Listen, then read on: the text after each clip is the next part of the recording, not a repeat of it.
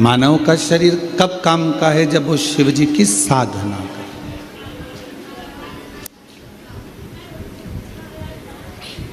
एक बेलपत्र के वृक्ष में 68 करोड़ तीर्थ होते हैं। कितने तीर्थ हैं? 68 करोड़।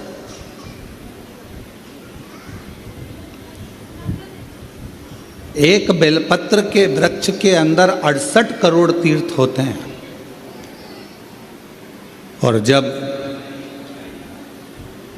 हम एक बेलपत्र तोड़कर शिव जी के मंदिर में लेकर जाते हैं, शंकर भगवान को जब हम बेलपत्र समर्पित करते हैं, और जब बेलपत्र समर्पित करने के बाद एक बेलपत्र हम अपने लिए औषधि के रूप में लेकर आते हैं, तो लोग पूछते हैं कि शिव जी पे चढ़ा बेलपत्र क्यों खाना चाहिए? एक वृक्ष बेलपत्र का जिसमें 68 करोड़ तीर्थ है।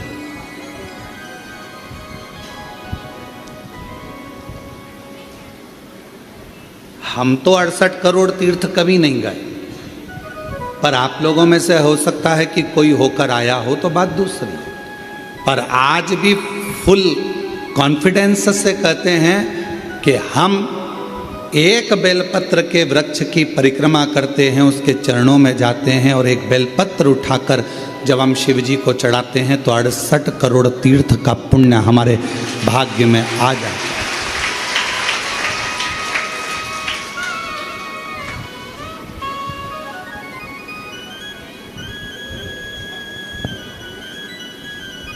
और इतने पवित्र तीर्थ, हजारों हजारों नदियाँ, हजारों हजारों कुंड, हजारों हजारों बावड़ियाँ, सरोवर, तालाब भारत की भूमि पर विराजमान है। कुछ तीर्थ भारत की भूमि के बाहर भी, जैसे पशुपतिनाथ नेपाल में, माँ हिंगलाज माता पाकिस्तान में, ऐसे कई तीर्थ बाहर भी हैं। अब 68 करोड़ तीर्थ हम कभी नहीं गए, पर हमने हमारी जिंदगी में एक नियम हमेशा बनाकर रखा कि कार्तिक के महीने में बेलपत्र के वृक्ष की परिक्रमा और बेलपत्र के वृक्ष के नीचे एक घी का दीप जलाने का नियम बनाया। तो ये हमें विश्वास है कि हमारे 68 करोड़ तीर्थ पूरे हो। 68 करोड़। अब लोग कहते हैं गुरुजी एक बेलपत्र हम शिव जी को चढ़ी हुई उठाकर लाते हैं, बाबा से औषधि के रूप में लेकर आते हैं, तो ये बेलपत्र है तो पेड़ की, वृक्ष की, ये इतनी अमृत कैसे हो जाती है कि लोगों की बीमारियां ठीक हो जाती हैं, तकलीफें ठीक हो जाती हैं, शुगर लेवल में हो जाती है, बीपी, थायराइड सब ठीक हो जाता है, सोराइसिस जैसी बीमारियां ठीक हो जाती हैं, किडनी लीवर जैसा ठीक हो जाता है। एक बेलपत्र इतना औषधि का कार्य कैसे कर जाता है? तो शिव महापुराण में वर्णन किया, उमा संहिता के अंतर्गत 68 करोड़ तीर्थ एक बेलपत्र के वृक्ष में है। एक बेलपत्र के वृक्ष की पत्ती जब शिवजी पर चढ़ती है बेलपत्र, और हम उसको लेकर आते हैं, तो 68 करोड़ तीर्थ का जो प्रसाद होता है, 68 करोड़ तीर्थ में जितनी हजारों हजार नदियाँ पवित्र हैं, कुंड पवित्र हैं, सरोवर पवित्र हैं, वहाँ जाकर हमने आचमन नहीं करा, पर शिवजी पे चढ़ी हुई बेलपत्र जब हम मुख में रखते हैं, शिवजी पे चढ़ा हुआ जल जब हम आचमन करते हैं, तो वो 68 करोड़ तीर्थ का आचमन हो जाता है और हमारा रोग समाप्त हो जाता है।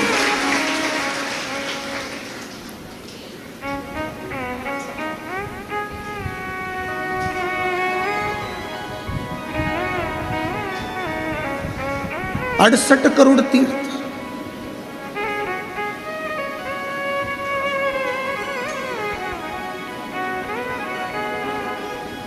आप सभी के स्मरण में होगा।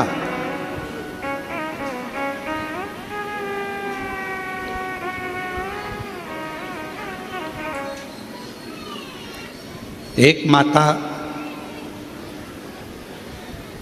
देवी भागवत कहती है, माँ ललिता, जिसको स्वयं भगवान ब्रह्मा, स्वयं भगवान नारायण, स्वयं भगवान शिव, स्वयं इंद्र, गरुण, वरुण, सारे देवता, माँ जगज्जननी जगदम्बा अम्बा दुर्गा भवानी का एक स्वरूप भंडासुर को मारने के लिए प्रकट करते हैं।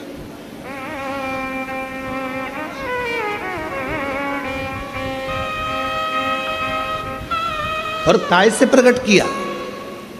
मां ललिता अम्बा को कैसे प्रकट कर लिया? तो कहा मां ललिता अम्बा को प्रकट करने के लिए भगवान नारायण ने बेलपत्र के वृक्ष की छांव में तप किया हजारों वर्ष तक। ब्रह्मा जी ने साधना करी हजारों वर्ष तक बेलपत्र के वृक्ष की छांव में। इंद्रदेव ने तप किया हजारों वर्ष तक बेलपत्र के वृक्ष की छांव में। आज इस व्यासपीठ से हम कहें आप सभी को, जितने भी श्रोता श्रवण कर रहे हैं कथा को ऑनलाइन, आस्था चैनल पर, फेसबुक, यूट्यूब पर या बाबा कुबेर भंडारी की इस भूमि पर,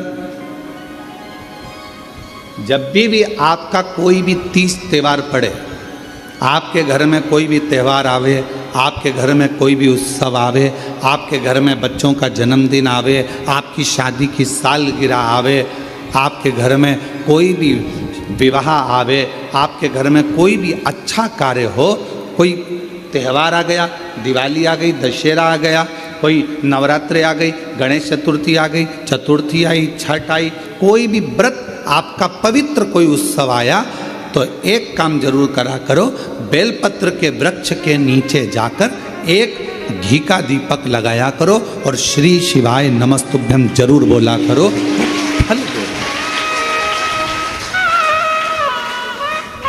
एक घृत का दीप बेलपत्र के वृक्ष के नीचे अगर आप एक क्षण के लिए भी बैठे हो तो वो फल देगा।